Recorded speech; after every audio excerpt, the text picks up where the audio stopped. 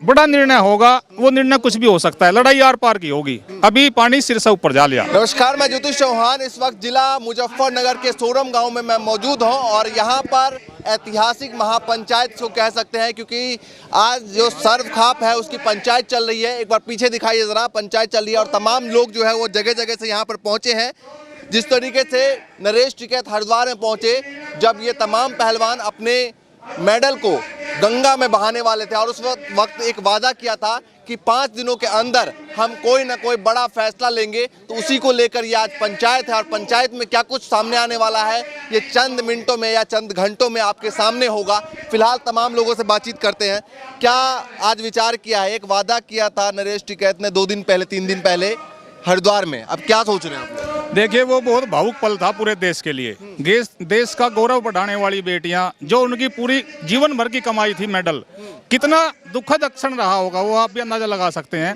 वो उन मेडलों को विसर्जित करने के लिए गंगा जी में जा रही थी। नरेश टिकैत जी गए और सम्मानित खाप चौधरी गए, झोली फैलाकर उनसे 5 दिन का समय ले गए, मेडल उनसे वापस लेकर आ गए। उसी के विषय में आज ये पंचायत है। और पंचायत का, इसका सरखाप गाँव का बहुत अपने आप में बड़ा इतिहास है, क्योंकि यहाँ पे पूरे भारतवर्ष का सरखाप का मुख्यालय रहा है। बहुत जितने भी खाप है उनका मेन मुख्यालय सोरम में है, इसलिए यहाँ पे ये पंचायत रखी गई और बड़ा निर्णय कुछ ना कुछ होगा। और देखो, निर्णय का समय भी आ गया। अभी देखा, इससे पहले भी पंचायत हुई थी हरियाणा में, वहाँ भी तमाम खापों के लोग पहुँचे थे, लेकिन सरकार ने तब भी नहीं सुनी। उसके बाद गाजीपुर बॉर्डर और तमाम बॉर्डरों पर, टिकरी बॉर्डर, सिंघू बॉर्डर पर भी पहुँचे जब मोदी जी उद्घाटन कर रहे थे। उस वक्त भी सरकार के कानों पर जू नहीं रहेंगी। तो क्या लगता है कि आज जो ये फैसला आएगा इसके बाद सरकार को सुनेगी? इस सरखाप का मुख्यालय का एक और इतिहास रहा है अपने आप में। यहाँ से जब जब भी कोई निर्णय हुआ, वो चाहे मुगल काल रहा हो, चाहे अंग्रेजी शासन काल रहा हो, उसका असर पूरे देश में गया। और आज इसी इंतजार में यहाँ सभी आदमी, 36 बिरादरी के लोग मौजूद हैं और बड़ा निर्णय होगा, वो निर्णय कुछ भी हो सकता है, लड़ाई आर पार की होगी। अभी पानी सिर से ऊपर जा लिया। आप लोगों के गांव में बातचीत हुई होगी। फिलहाल जब ये तमाम पहलवान को जंतर मंतर पे हमने भी 5 दिन पहले देखा, उसके बाद वो अपने मेडल को लेकर गंगा जी में बहाने चले थे हरिद्वार के हर की पौड़ी पे। उसके बाद क्या बातचीत चल रही है गांव में? गांव में तो बात ये चल रही, सब लोग बिल्कुल तैयार बैठे, कोई भी निर्णय मिला है ट्रैक्टर के साथ तैयार हैं, लाठी गोदी के साथ भी तैयार हैं। जैसा भी निर्णय हमारे समाज के आदमी यहाँ से खाप चौधरी लेंगे, कोई रेल रोकने का निर्णय लो, या कोई रोड जाम करने का, या दिल्ली को घेरने का, या कोई भी निर्णय। और खासकर जो नौजवान है, हमारा जो नौजवान है वो इतना आक्रोशित है, क्योंकि जो यातनाएं कम नहीं हुई। आपने भी देखा, आप भी दिल्ली थे उस दिन, कितनी बर्बरता उन महिला पहलवानों के बेटियों के साथ पुलिस ने करी। और उल्टे मुकदमे 8-8 धाराओं में मुकदमे दर्ज हैं। और जबकि जो दोषी है, जो अपराधी है, वो आज भी खुले मन से भाषण दे रहा है। पहले भी आप लोग संसद भवन पर महापंचायत की बात की गई थी, पिछले जो पंचायत हुई थी, लेकिन बॉर्डरों पे रोका गया। तो क्या लगता है कि अब आप लोग जो है वो कामयाब हो पाएंगे, जो फैसला होगा उसको पूरी तरीके से करने में? देखो, इसी सरकार को 13 महीने के आंदोलन से किसानों ने झुकाया, गलती मानी, कानून वापिस हुए, वही नतीजा फिर होगा। ब्रजभूषण जेल भी जाएगा, प्रधानमंत्री माफी भी मांगेंगे, सारे काम होंगे। अब 40 दिन से ज्यादा का वक्त हो गया, अभी तक कोई बात नहीं। आंदोलन में समय लगता है, लेकिन आंदोलन में जीत उन बेटियों की होगी, क्योंकि पूरे देश की भावनाएं उनके साथ है। क्या लगता है आज कौन सा बड़ा फैसला होगा? बड़ा फैसला आर पार का होगा, जो आदेश कर देंगे, ईंट ते ईंट बजा देंगे। अगर बेटियों के मान सम्मान सोच कर आए, बिल्कुल सोच का है। क्या सोच रहे हैं गाँव में? सरकार सोच रही है, गलतफहमी में है सरकार कि 13 महीने का आंदोलन हुआ, बॉर्डर पे अपना सील कर दिए, दिल्ली अंदर घुसने नहीं दिए, और इस बार भी आंदोलन होगा और धक्के खा के चले जाएंगे। वो खेती का, रोजी रोटी का सवाल था, ये इज्जत का, मरने जीने का इज्जत का सवाल है। और जब इज्जत नहीं रहेगी तो जीने का कोई फायदा नहीं है। और ऐसी सरकार को हम सरकार भी नहीं मानते हैं। ये बताइए कि अभी खाप पंचायत जो फैसला लेंगे, लेकिन वो कह रहे हैं कि कानूनी तौर पर जो चल रही है प्रक्रिया, उसी के तहत न्याय दिया जाएगा। न्याय तो, अन्याय तो उनके साथ हो रहा, जो पीड़ित हैं, जूते मुंह पे रखे जा रहे, खींच खींच के ले जाया जा रहा, भद्दी भद्दी पुलिस गालियां दे रही। पुलिस जो है, जो सरकारी फर्ज होता है पुलिस का, वो नहीं निभा रही, बीजेपी के एजेंट का काम कर रही पुलिस भी।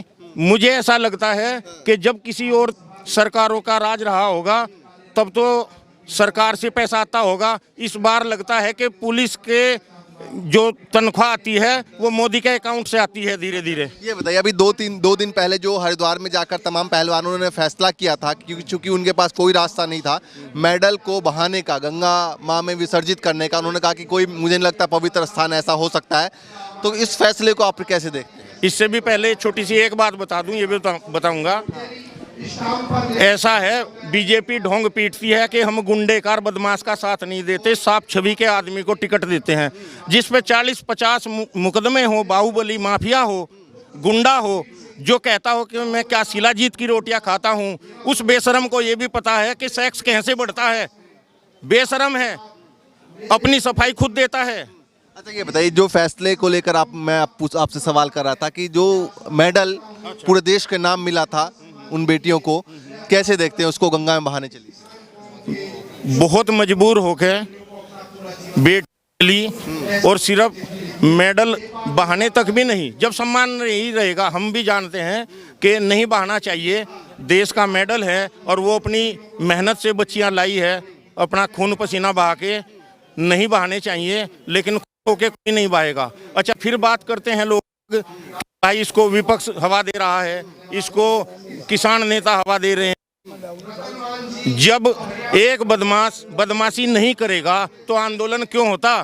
ठीक है, आज के पंचायत से आपको क्या लग रहा है, किस तरह का फैसला बाहर निकल सकता है? सरकार जो ये सोचती हो कि भाई आएंगे आंदोलन करेंगे दिन भर का फिर चले जाएंगे, ऐसे जीने से मर जाना बेहतर है। फैसला कड़ा होगा। कड़ा होगा, क्या हो सकता है? कुछ भी हो, जनता सुनो सुनो सुनो सुनो सुनो भाई जी, एक मिनट। सरकार के पास पैसा है, संसाधन है, मिलिट्री है, पुलिस है, सब है, गड़बड़ घोटाले हैं, धोखाधड़ी है, सब कुछ है। जनता के पास मरने के अलावा और कुछ नहीं है, जनता मरेगी।